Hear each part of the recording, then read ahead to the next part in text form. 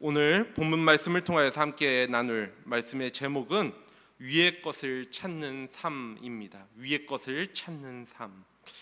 우리가 지금까지 골로새서를 통해서 예수 그리스도의 탁월성이 어떤 것인지, 예수 그리스도의 충분성이 무엇인지, 예수 그리스도가 완전하시다라는 것에 대하여 그것이 무엇인지에 대해서 살펴보면서 이것이 이단들과 또 거짓 교사들의 구분할 수 있는, 분별할 수 있는 중요한 기준임을 말씀드렸습니다.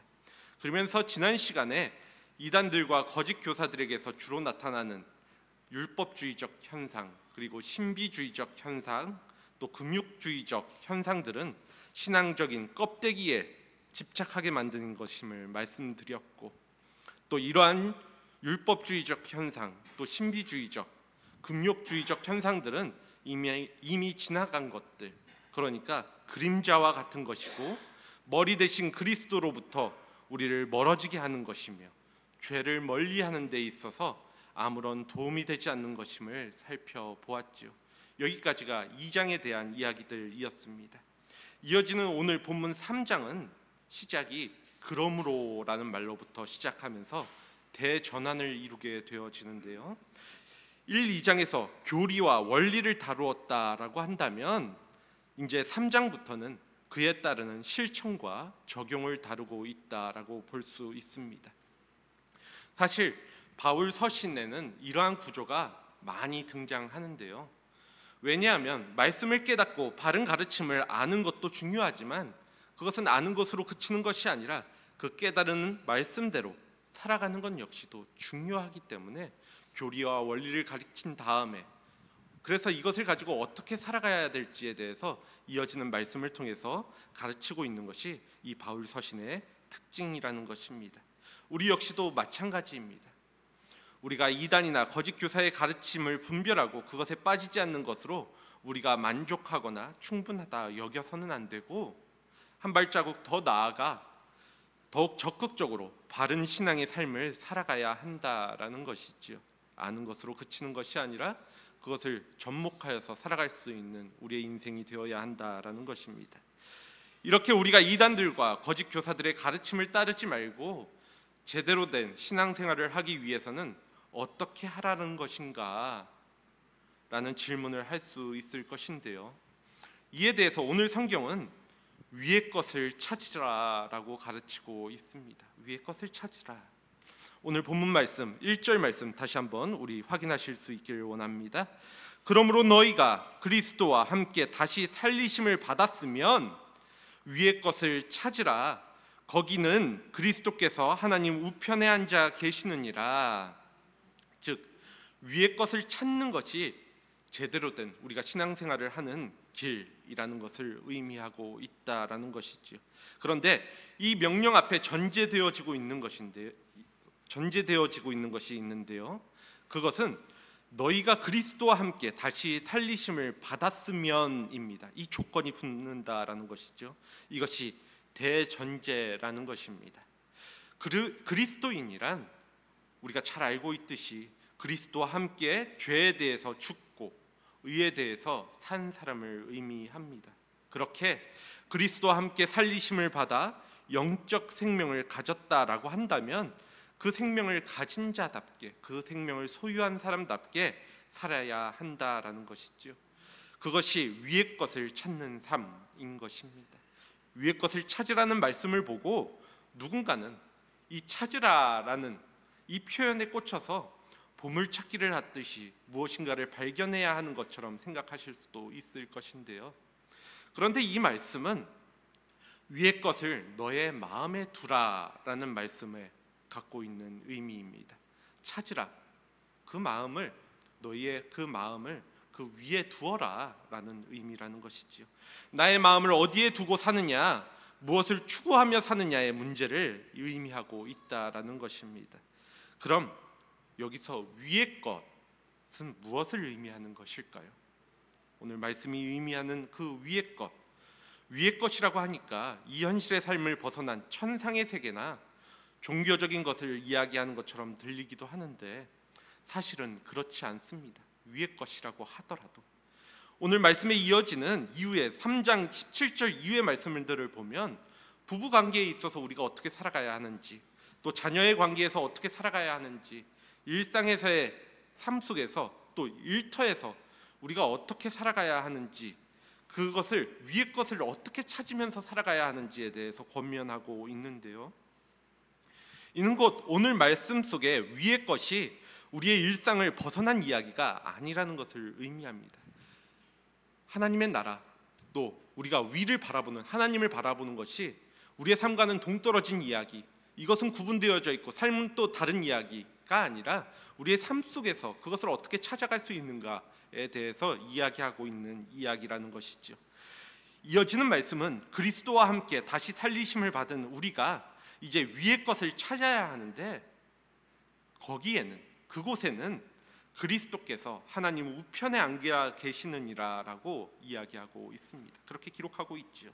즉 위는 그리스도께서 계시는 곳을 의미합니다. 바로 하나님 우편에서 말이죠.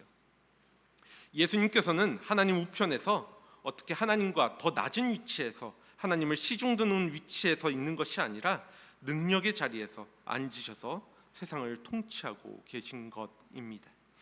예수님이 부활하셨을 때 예수님께서는 하늘과 땅의 모든 권세를 내게 주셨다라고 말씀하셨죠. 그렇기에 위의 것을 찾으라라는 것은 하나님 우편에서 세상을 통치하시는 그리스도께 마음을 두라라는 뜻이기도 합니다. 이렇듯 우리가 그리스도인들은 그리스도의 통치가 이 땅에서 성취되는 것에 우리의 마음을 두어야 합니다. 그리스도의 성취가 우리의 가정에, 우리의 일터에, 우리의 삶 속에, 또 우리의 나라와 또 우리가 살아가는 그 열방에 이루어지는 것을 마음의 소망으로 두고 행하며 살아가라라는 것이지요. 이렇듯 기독교의 경건의 핵심은 일상에 있습니다. 일상과 동떨어진 이야기가 아니라 일상 속에서 어떻게 살아가야 할지를 이야기하고 있는 것이지요. 어떤 사람은 내일을 염려하고 준비한다고 오늘을 그냥 살아가는 경우가 있습니다. 오늘을 그냥 포기하고 살아가죠. 또 어떤 사람은 과거에 매여서 미래를 바라보지 못하고 오늘을 허비하며 살아가는 사람들도 있습니다. 그런데 그리스도인들이 가져야 할 바른 신앙은 오늘, 바로 그 오늘, 지금을 그리스도께 마음을 두고 그 사실을 기뻐하며 즐거워하고 따라가며 닮아가는 삶입니다. 그러다 보면 자연스럽게 주변의 사람들과의 관계가 회복되어지고, 또 하나님과의 관계, 또 우리가 이전에 과거의 상처에서 벗어나어지고, 또 내일을 살아갈 그 힘을 얻게 된다라는 것이죠. 그런데 조금 전에도 언급드렸지만 일반적으로 많은 사람들은 보통 눈에 먼저 보이는 일들을, 이 땅의 일들을, 그러한 이 땅의 일들에 마음을 쏟고 살아가는 경우가 훨씬 더 많이 있습니다. 즉 우리가 이 땅에서 사는 문제들 무엇인가 생각해 보면 간단하지요. 먹고 살아가는 문제, 자녀들에 대한 문제들, 또 나의 어떻게 보면 경제적인 상황들, 그런 눈에 보이는 이 땅에서의 문제들, 마음을 쏟고 살아가는 경우 많다라는 것입니다. 이렇게 열심히 살다가 먹고 살만해지고, 또 자녀들도 곁을 떠나고 나면 그러면 마음 둘 곳이 없어지게 되는 것이 우리의 삶이기도 합니다. 제가 항상 말씀드리는 것이지만 아무리 세상에서 좋은 것 해봐도 거기에 만족이 있을까 질문해 보자는 것이지요. 그 당시에는 그것들이 나에게 만족을 줄 수 있을지 몰라도, 그 당시에는 그것들이 나를 풍족하게 만들 수 있을지 몰라도 그것이 영원한 것인가 질문해 볼 수 있어야 한다라는 것입니다. 세상이 가져다주는 만족과 기쁨은 한계가 있다라는 것이죠. 즉 하나님께서 우리의 마음을 크게 만드셨기 때문에 세상의 것으로는 우리의 마음을 충만하게 채울 수는 없습니다. 그것으로 세상의 것으로만 가지고 우리를 풍족하게 만들 수는 없다라는 것입니다. 그래서 바울은 2절에서 위의 것을 생각하고 땅의 것을 생각하지 말라라고 권면하고 있습니다. 땅의 것들이 가져다 주는 한계가 분명하기 때문에 우선적으로 우리들이 생각해야 할 것은 하늘의 것, 바로 예수 그리스도라는 것이지요. 그래서 우리 믿는 자들은 우리의 마음을 주님께 두어야 합니다.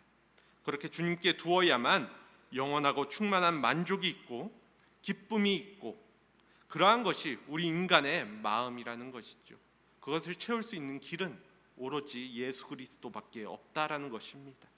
이렇게 주님께 마음을 둔 자들의 생명은 이제 그리스도와 함께 하나님 안에 감추어졌습니다. 이 사실을 본문 3절 4절은 이렇게 기록하고 있습니다. 이는 너희가 죽었고 너희 생명이 그리스도와 함께 하나님 안에 감추어졌음이라. 우리 생명이신 그리스도께서 나타나실 그때에 너희도 그와 함께 영광 중에 나타나리라. 이 구절에서 말하는 생명은 육신의 생명을 의미하는 것이 아니라 그리스도와 함께 죽고 그리스도와 함께 산 생명이니 곧 거듭난 영적 생명을 의미하는 것인데요, 우리의 이 영적 생명은 현재 하나님 안에 감추어져 있다라고 바울은 이야기하고 있다라는 것이지요. 이렇게 하나님 안에 감추어져 있다라는 의미는 하나님께서 그 생명을 영원히 또 안전하게 보호하신다라는 의미도 있지만, 또 다른 한편으로 돌이켜서 생각을 해본다면 눈에 보이지도 않고 이 생명은 손으로 만져지지도 않는다라는 의미이기도 합니다. 그러다 보니까 눈에 보이지도 않고 우리가 실질적으로 인지하기도 어렵다 보니까 그 진가를, 그것이 진짜 귀하다라는 이 사실을 세상 사람들이 모르게 되는 것이지요. 그래서 세상 사람들은 그저 눈에 보이는 육신의 생명만을, 그 소중만을 바라보고 거기에 마음을 다 빼앗기고 살아가게 된다라는 것입니다.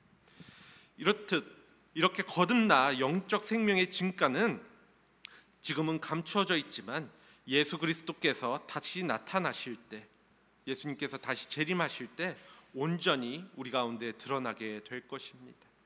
그 생명의 원천이신 예수님께서 다시 오실 때 감추어졌던 그 생명의 아름다움과 영광이 드러나게 될 것이라는 사실이지요. 이 사실에 대해서 바울은 로마서 8장 18절에서 생각하건대 현재의 고난은 장차 우리에게 나타날 영광과 비교할 수도 없다라고 이야기하였습니다. 누군가는 이 생명이 지금은 감추어져 있고 장차 드러날 것이기에, 즉 지금은 눈에 보이지도 않고 나타나지도 않은 것이기에 지금은 당신은, 지금 이 순간만큼은 조금은 소홀히 대해도 되지 않겠냐, 또는 그러니 예수님 다시 오기 전까지는 땅의 것을 쫓아 살아도 괜찮지 않겠냐, 예수님 오시기 직전에 그것을 더 소중히 여기면 되는 것 아니냐라고 말할지도 모릅니다. 하지만 이 감추어진 생명이 지금 우리 눈에는 보이지 않기에 가치 없는 것이고 예수님이 다시 오실 때에만 가치 있는 것이 되는 것인가 생각해보면 아니라는 것이죠. 여전히 예수님이 오시기 전 지금 우리의 상황 속에서도 이 영적인 생명이 주는 가치는 분명하고 또 충분합니다. 단지 예수님께서 다시 오실 때에는 지금은 믿지 않는 자들은 모르겠지만 믿는 자들만 알고 있는 이 영적인 생명의 가치를 모든 사람들이, 하나님을 몰랐던 사람들, 예수 그리스도를 부정했던 사람들 역시도 알게 된다라는 것입니다. 그렇기에 우리 그리스도인들은 현재 감추어져 있어서 그 가치가 눈에 보이지 않고 또 손에 잡히지 않는다고 이 영적 생명을, 이 귀한 영적 생명을 방치해 두어서는 안 됩니다. 감춰져 있지만 이 생명을 통하여 힘을 얻고 이 생명이 내 안에서 충만하게 살아 움직이도록 해야 한다라는 것입니다. 그러기 위해서 우리는 마음을 그리스도께 두어야 하는 것이라는 것이지요. 주님이 나의 가정에서, 나의 일터에서, 나의 삶 속에서, 내가 거하는 그 자리에서 무엇을 원하실까? 거기에 마음을 두고 행동으로 옮겨야 그리스도와 함께 살리심을 받는 이 생명이 내 안에서 왕성하게 활동하게 되기 때문에 말입니다. 이렇게 하나님 안에 감추어진 영적 생명이 우리 안에서 왕성하게 활동하기 위해서는 우리가 먼저 죽여야 할 것이 있는데요, 이에 대하여 5절 말씀은 이렇게 기록하고 있습니다. 그러므로 땅에 있는 지체를 죽이라.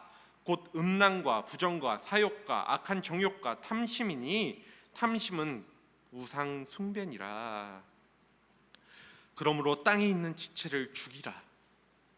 바울은 계속하여 땅에 있는 것과 하늘에 있는 것을 비교하여 이야기하고 있는데요. 우리 안에 있는 영적인 생명과 죄에게 종노릇하였던 그 육적 생명이라는 두 생명이 우리 안에서는 항상 서로 싸우고 있지요. 그런데 여기서 우리가 한 가지 의문을 제기할 수 있는 것이 있는데, 3절에서 분명히 너희가 죽었고라고 했는데 우리는 과연 무엇을 더 죽여야 하는 것인가? 뭘 또 죽여야 하냐 하는 것입니다.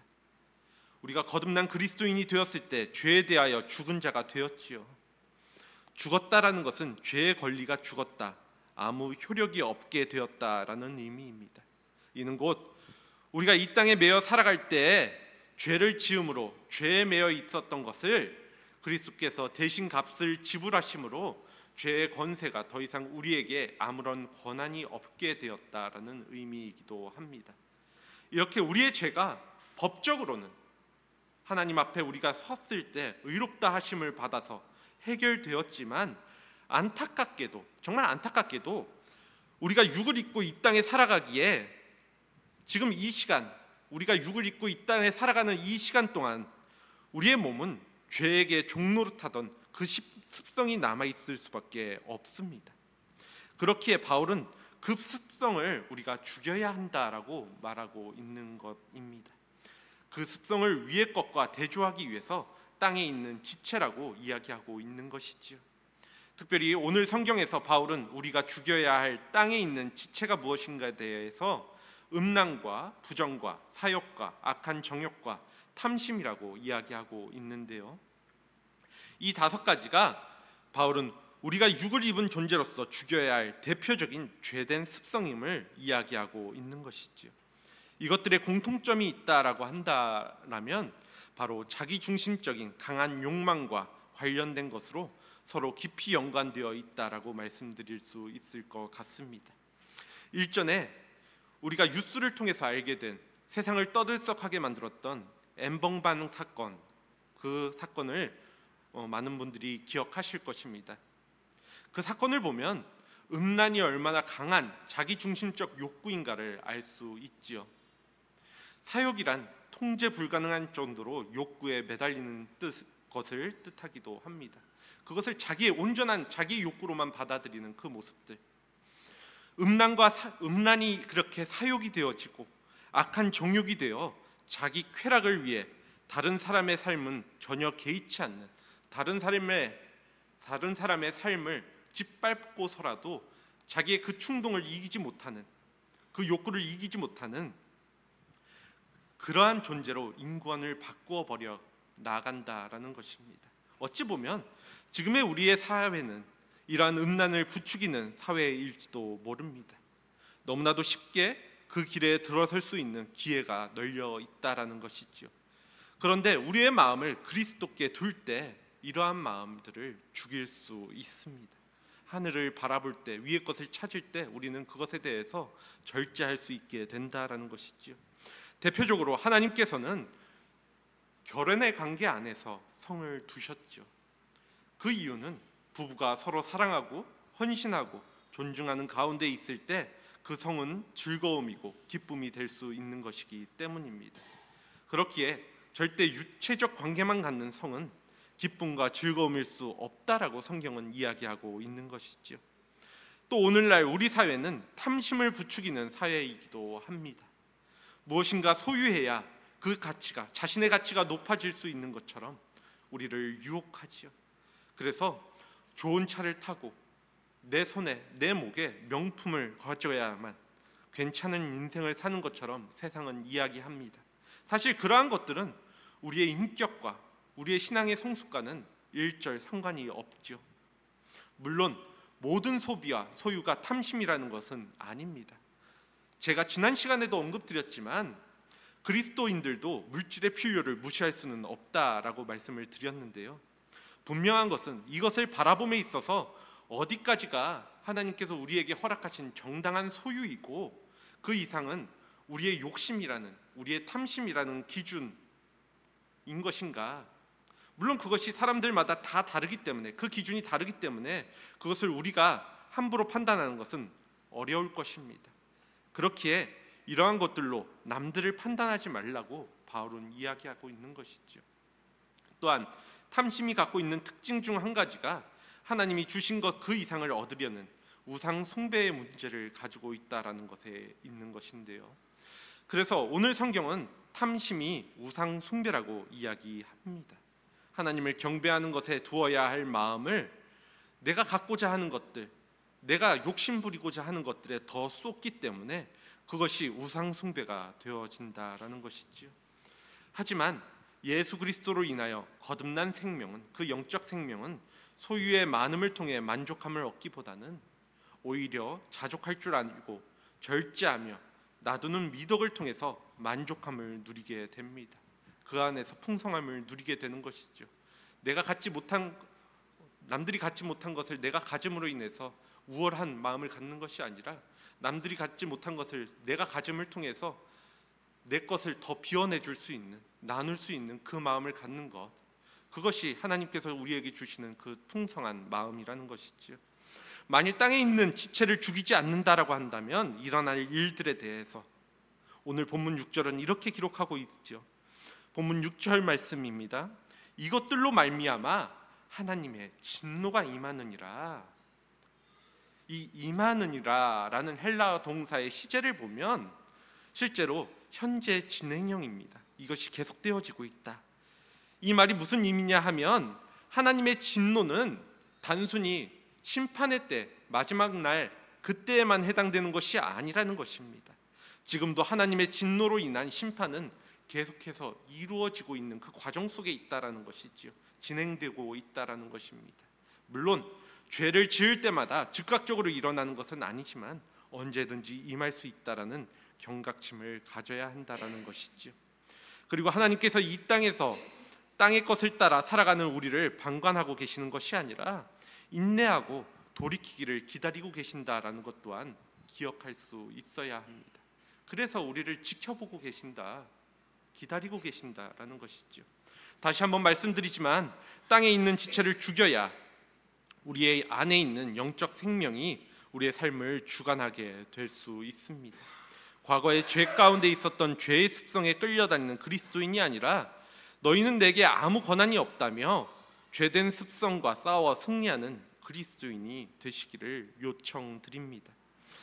바울은 땅의 것을 바라보며 발생하는 자기중심적인 강한 욕구에 대해서 죽이라고 이야기를 했는데요. 이어지는 말씀 속에서는 벗어버려야 할 것들에 대해서 이야기를 해줍니다. 오늘 본문 8절에서 9절 말씀입니다. 이제는 너희가 이 모든 것을 벗어버리라. 곧 분함과 노여움과 악의와 비방과 너희 입에 부끄러운 말이라. 너희가 서로 거짓말을 하지 말라. 옛사람과 그 행위를 벗어버리고. 오늘 이 본문 속에서 벗어버리라라는 말을 2번 하고 있는데요.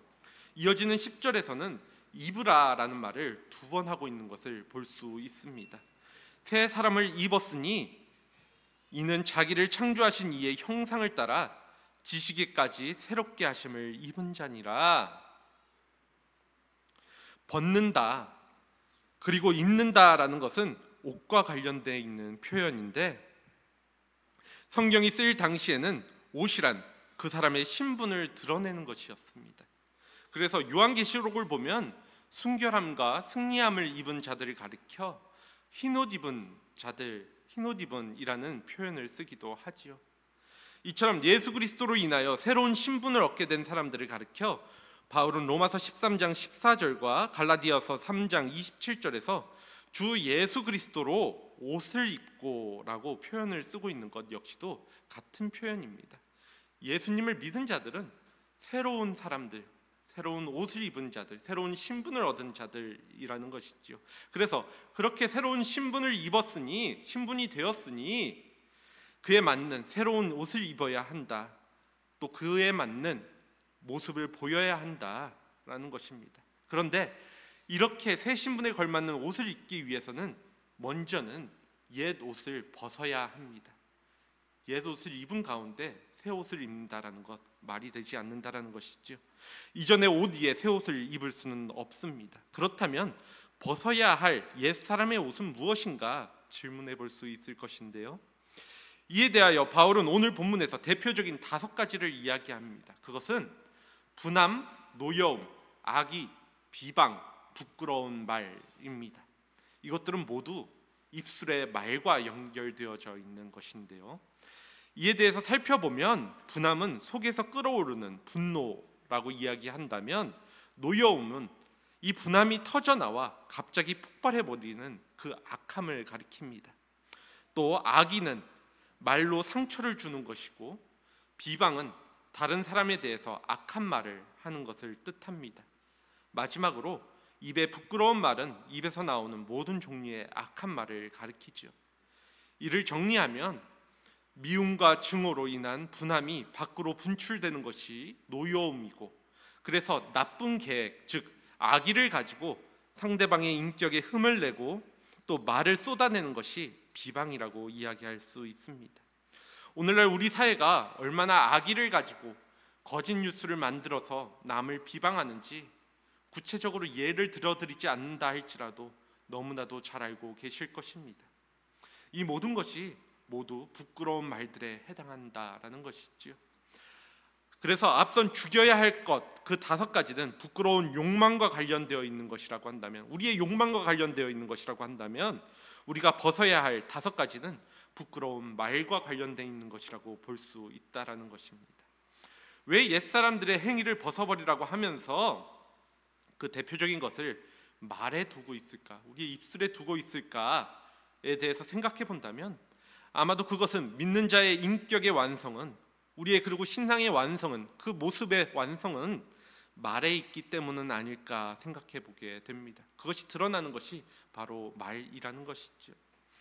하나님의 말씀을 사랑하고 또 신실하고 다른 사람도 잘 배려하고 섬기며 남을 할 것 없는 사람이 때로는 말 때문에 모든 것을 날려버리는 경우들을 종종 보게 되어지죠. 겉모습을 보아서는 정말 괜찮은 사람이었는데 말 한마디 잘못해서 정말 끝도 없는 추락을 경험하는 그 모습 보게 된다라는 것입니다. 상호 간의 관계를 신실하게 잘 쌓아왔는데 말 한마디로 관계를 깨트리는 경우, 이에 대해서 야고보서 3장 8절 말씀은 이렇게 기록하고 있습니다. 혀는 능히 길들일 사람이 없나니 쉬지 아니하는 악이요 죽이는 독이 가득한 것이라. 사실 우리가 어떤 것 잘 통제할 수 있을 것이라고 생각하지만 우리가 가장 길들이기 어려운 것이 바로 혀입니다. 통제하려고 해도 쉽게 내 인간적인 본성이 드러나는 곳 중에 하나가 혀라는 것이지요.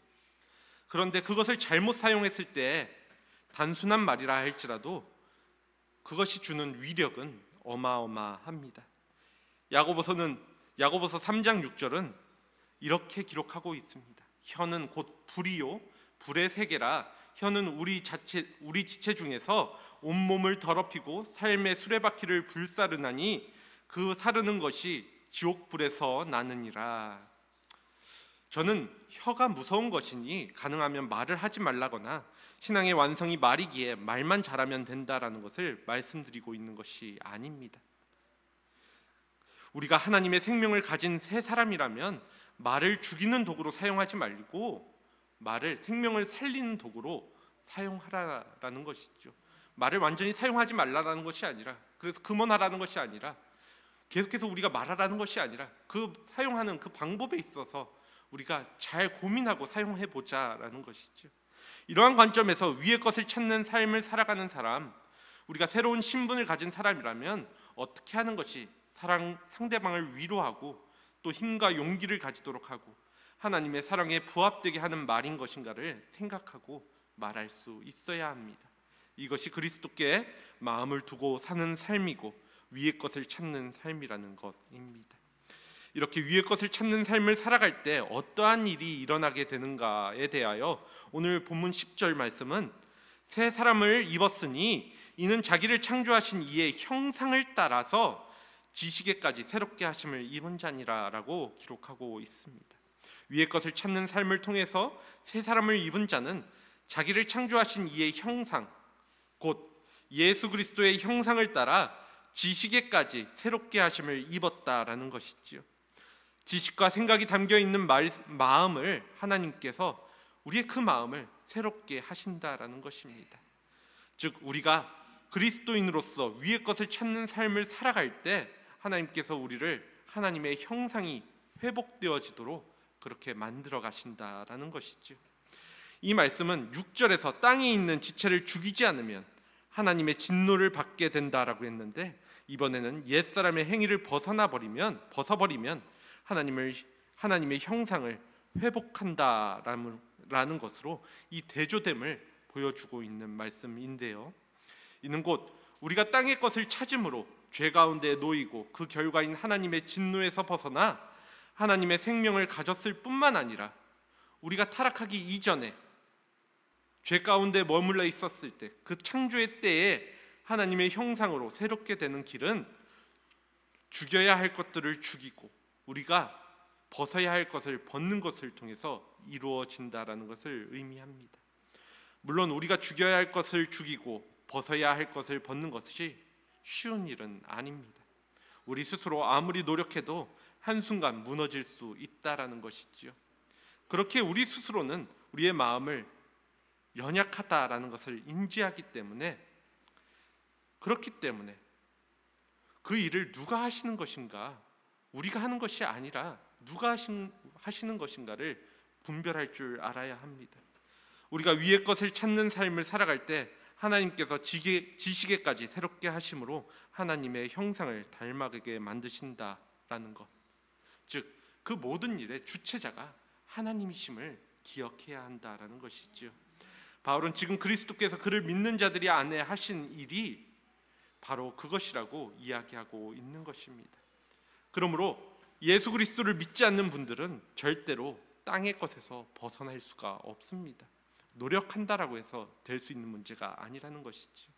또한 이렇게 땅의 것을 찾음으로 겪게 되는 죄의 문제와 그 결말 역시도 어느 누구도 예수 그리스도를 믿지 않고는, 그리스도를 통하지 않고서는 해결받을 수 없습니다.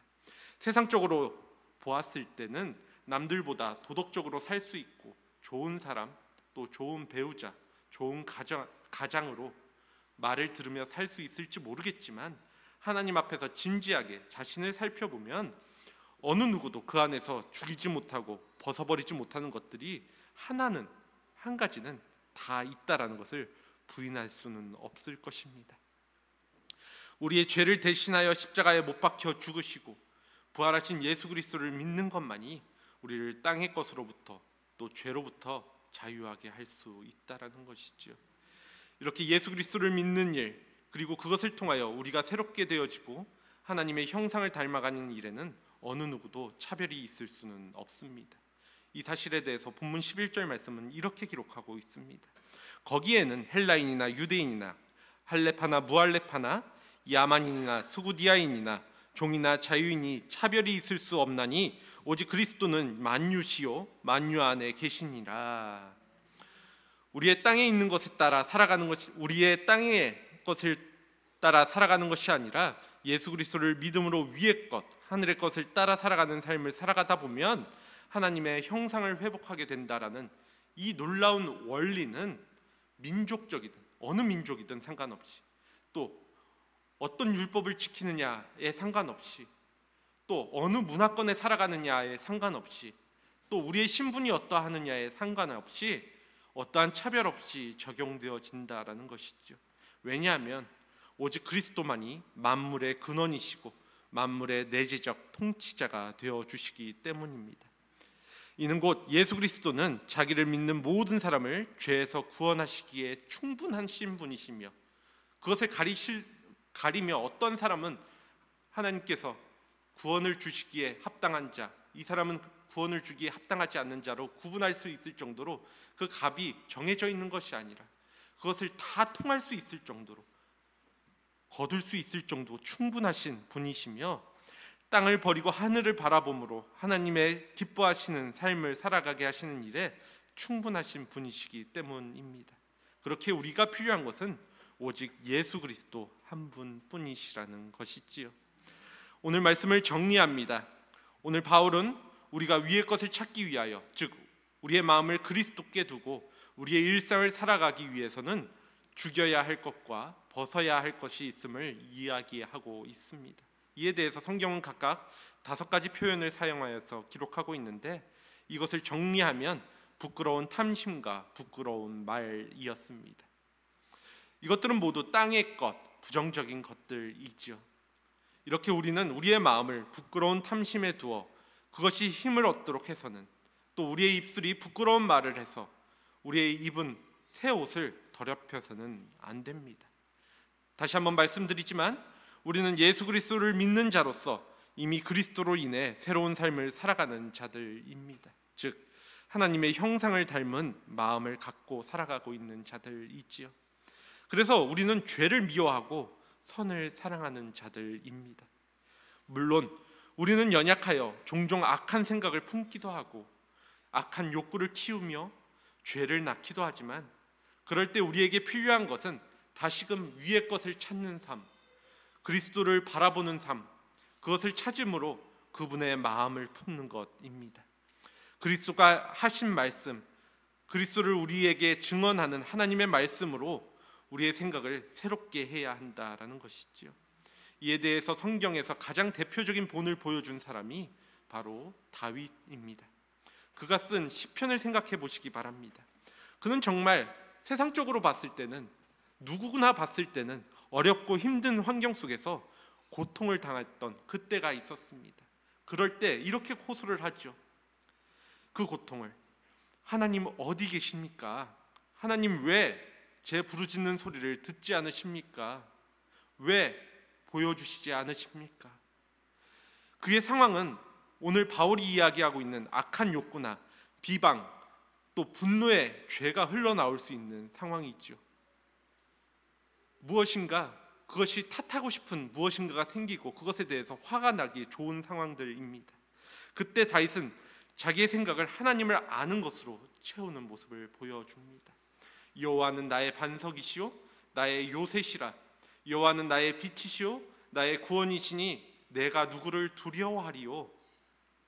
고라 자손이 쓴 시편 42편엔 자기 영혼에게 스스로 하는 이야기가 나오는데요. 내 영혼아, 네가 어찌하여 낙심하며 어찌하여 내 속에서 불안해하는가? 너는 하나님께 소망을 두라. 나는 그가 나타나 도우심으로 말미암아 내 하나님을 여전히 찬송하리로다.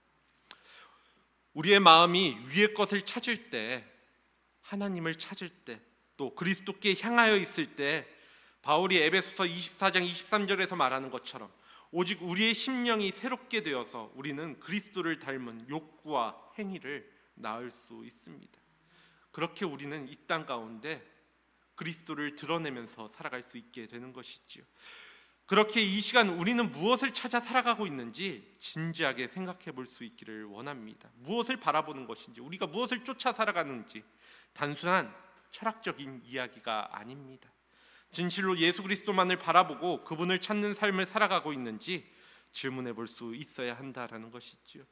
오직 예수 그리스도만이 우리의 모든 문제의 해결자 되심을 기억하시고 그리스도께 우리의 마음과 우리의 입술을 두어 위의 것을 찾으며 살아가는 우리 한사랑교회 공동체 모두가 되어지기를 간절히 소원합니다. 이 시간 함께 기도하도록 하겠습니다.